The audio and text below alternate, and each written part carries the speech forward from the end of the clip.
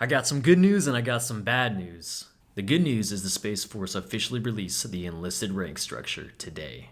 The bad news is that after careful consideration and examination, I'm no longer allowed to wear my flight suit, so it's been a little tough. Kind of getting that news broke to me today. Ignition sequence start. Liftoff. We have a liftoff. What is going on, guys? Welcome back if you're returning, but if you're brand new to the channel, I go by Space Jam Tactical here on YouTube. I'm currently enlisted in the United States Space Force. I just got back home from work, and traffic here in Hawaii really sucks.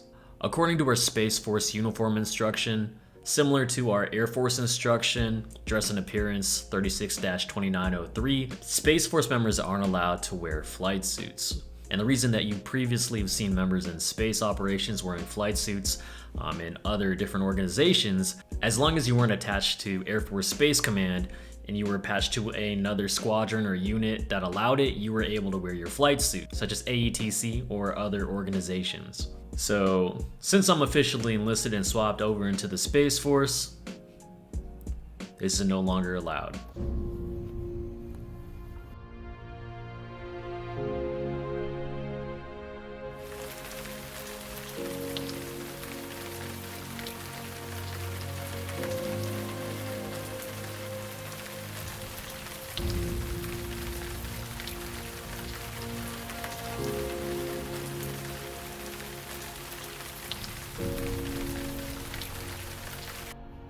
In regards to the ranks of the Space Force, an official memorandum was posted onto the Facebook page Air Force Airman NCO SNCO, showcasing the ranks from E1 through E9 and also officer ranks, most of which remain unchanged besides E1 through E5 and E9.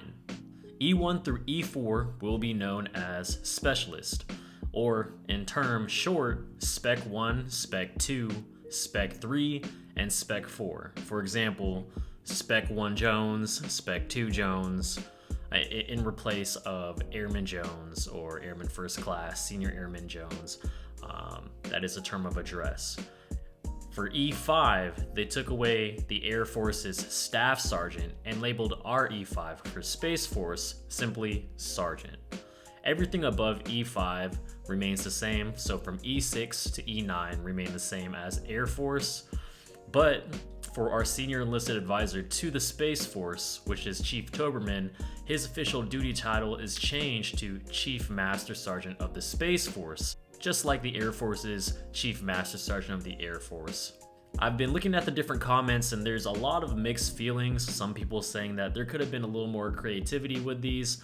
Others saying that it fits very well. Chief Toberman came out with a video discussing why they chose these ranks. So that you understand why we came up with the ranks that you've already seen. So first, we wanted to be inclusive. We wanted to hear from you. We collected thousands of ideas. We also wanted things to have a modern fit but have lasting relevance. We wanted gender neutral ranks. We wanted our ranks to speak to our human capital strategy, to our mission. We wanted them to be descriptive, we wanted them to be mission focused, and we wanted them to be open-ended for our future. I personally think that no matter what the Space Force chose in regards to this ranks or the different rank structure, they were bound to get criticized because you can't just please everyone.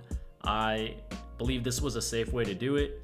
And in a way, we kind of keep our Air Force heritage. At the end of the day, I'm happy we're not adopting naval rank structure because that was in the talks with Senator Crenshaw and other members of Space Hollywood. They were definitely trying to push that naval structure, with their argument being they're called spaceships, not space planes.